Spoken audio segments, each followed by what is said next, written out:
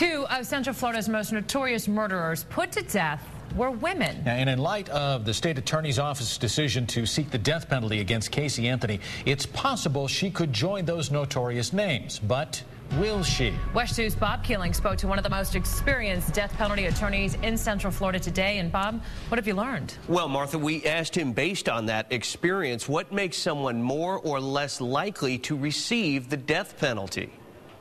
Women do not normally receive the death penalty. Public defender Bob Wesley represented an Orlando woman who was executed, Judy Bueno-Año, known as the Black Widow, who killed her husband and son for money.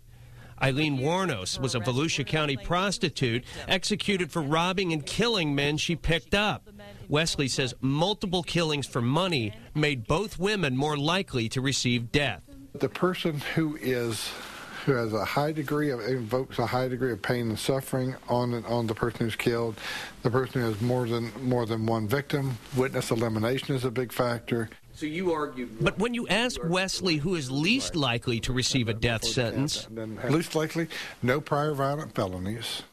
That makes Casey Anthony, a young woman with no history of violent felonies, less likely to get the death penalty.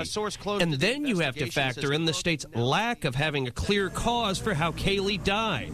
It begs the question, what are the aggravating factors prosecutors quoted as their reason to seek the death penalty? According to Wesley, prosecutors nationwide are seeking the death penalty less because of cost considerations.